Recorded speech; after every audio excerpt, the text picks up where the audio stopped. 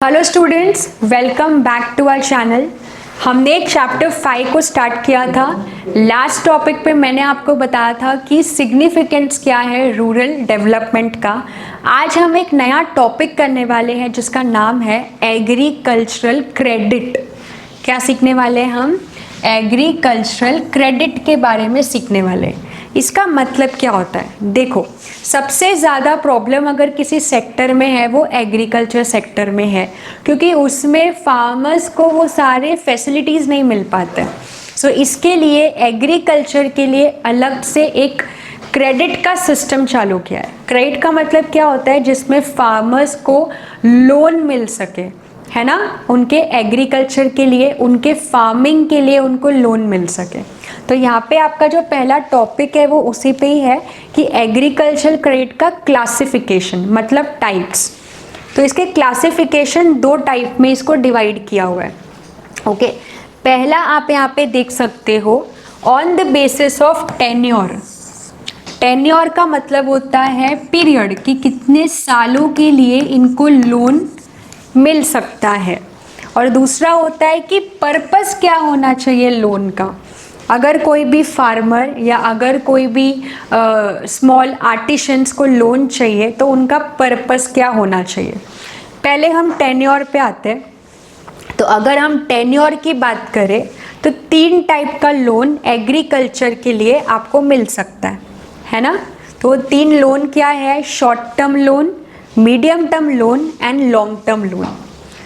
Short term के लिए आपको एग्रीकल्चर क्रेडिट मिल सकता है, मीडियम टर्म के लिए मिल सकता है, लॉन्ग टर्म के लिए मिल सकता है। शॉर्ट टर्म का जो पीरियड होगा वो होता है 2 साल के लिए। 2 साल से ज़्यादा के लिए ये लोन नहीं मिलता। अगर किसी को 2 या 2 से कम साल के लिए लोन चाहिए, लाइक नॉर्मली फार्मर्स को एग्रीकल्चर में कुछ काम करने के लिए, ओके, तो उनको 2 साल या उससे कम के लिए लोन मिल सकता है। अब 2 साल के लोन क्यों चाहिए होता है? कौन सी रिक्वायरमेंट के लिए आप 2 इयर्स का लोन इसमें ले सकते हो?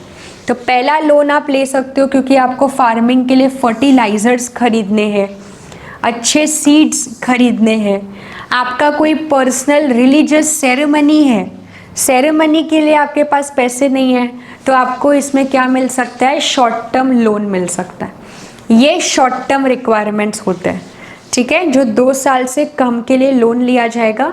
इस पे इंटरेस्ट भी काफ़ी कम लगेगा, ठीक है। फिर आता है हमारा medium term loan. Medium term loan क्या होगा? 2 से 5 साल के बीच में। अगर किसी को 2 से, मतलब ये लोन अप टू 5 इयर्स तक मिलता है। इसका क्या रीज़न होगा? ये क्यों मुझे लोन चाहिए? मेरे पास एक जगह है, लैंड है जिसमें मैं फार्मिंग कर रही हूँ, बस मुझे लैंड को थोड़ा सा क्या करना है और इम्प्रूव करना है, ठीक है। या फिर मुझे कैटल बाय करने हैं। कैटल का मतलब क्या होता है? भेड़ बकरी, गाय बकरी, एनिमल्स को यूज़ करना है।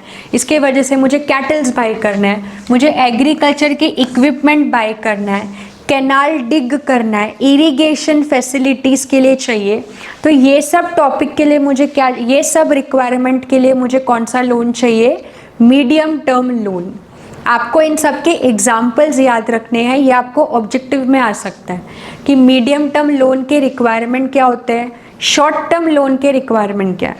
अब आते हैं long term loan. Long term मतलब सबसे ज़्यादा 5 साल से भी ज़्यादा के लिए जब हमें लोन चाहिए, लाइक 10 साल के लिए, 15 साल के लिए। और आपको समझ में आ गया होगा लॉन्ग टर्म लोन हम नॉर्मली क्यों लेते हैं। या तो मुझे जगह लेनी है ना, या फिर ट्रैक्टर बाय करना है, या फिर कुछ अपने लैंड पे इम्प्रूवमेंट करना है। तो ये सब टाइम पे मैं कौन सा लोन लेंगे हम लोग? लॉन्ग टर्म लोन, ठीक है। तो ये होता है on the basis of tenure. Short term 2 साल के लिए, मीडियम टर्म 2 से 5 साल के लिए, और लॉन्ग टर्म जो होता है वो नॉर्मली 5 साल से ज़्यादा के लिए अगर आपको लोन चाहिए। और उनके रीजंस आपको याद रखने हैं कि शॉर्ट टर्म लोन किसके लिए होगा? आपको सीड्स खरीदना है, आपको फर्टिलाइजर्स खरीदने हैं, है ना, रिलीजियस सेरेमनी के लिए आपको पैसे चाहिए, मीडियम टर्म लोन हम क्यों लेते हैं? हमें इरिगेशन फैसिलिटी के लिए चाहिए, हमें केटल्स खरीदना है, ठीक है। और लॉन्ग टर्म क्यों चाहिए? ट्रैक्टर बाय करना है, अपना लैंड जो है उसमें परमानेंट कुछ इम्प्रूवमेंट करना है। तो ये सब रीज़न के लिए हमें क्या चाहिए? लॉन्ग टर्म लोन, ठीक है। तो ये आपका पहला क्लासिफिकेशन हो गया on the basis of tenure. अब पर्पस भी होता है, आपको लोन चाहिए, आपके लोन का पर्पस क्या होगा? तो लोन के दो पर्पस होते हैं, एक होता है प्रोडक्टिव पर्पस, एक होता है अनप्रोडक्टिव पर्पस।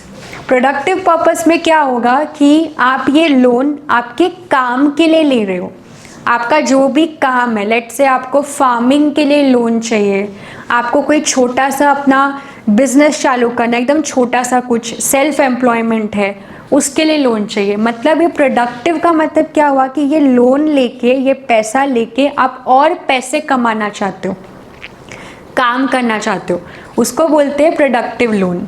उसी के जगह पे दूसरा होता है अनप्रोडक्टिव। अनप्रोडक्टिव मतलब आपको अपने फैमिली के लिए लोन चाहिए, लाइक कुछ पर्सनल है, कुछ सेरेमनी के लिए लोन चाहिए, शादी के लिए लोन चाहिए, बच्चों की पढ़ाई के लिए लोन चाहिए, तो वो क्या हो गया? अनप्रोडक्टिव। इससे आप पैसे नहीं कमा रहे हो, आप बस अपने पर्सनल नीड्स को पूरा कर रहे हो। तो एग्रीकल्चरल क्रेडिट में ये दोनों लोन आते हैं, प्रोडक्टिव भी आता है और अनप्रोडक्टिव भी आता है। तो ऐसे करके लोन के दो टाइप के क्लासिफिकेशन है। पहला क्या है? On the basis of tenure, और दूसरा क्या है? On the basis of purpose. Tenure में आपको क्या याद रखना है? Short term, medium term, long term. और पर्पस में आपको क्या याद रखना है? प्रोडक्टिव और अनप्रोडक्टिव, ठीक है। एक बार इसको रीड कर लेते हैं। प्रोडक्टिव लोन किसके लिए होगा? रिलेटेड टू एग्रीकल्चर प्रोडक्शन, ठीक है। एग्जाम्पल भी दिया है, आपको ट्रैक्टर खरीदना है, लैंड खरीदना है, सीड्स खरीदना है, तो ये सब हम क्यों खरीदेंगे? क्योंकि हमें एग्रीकल्चर करना है, फार्मिंग ये सब करना है।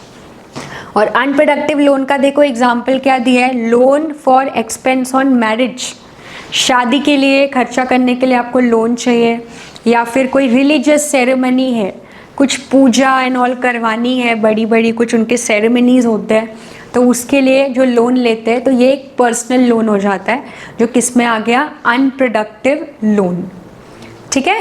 तो ये था आपका क्लासिफिकेशन ऑफ एग्रीकल्चरल क्रेडिट। मतलब ये एग्रीकल्चरल क्रेडिट टॉपिक बेसिकली क्यों दिया है?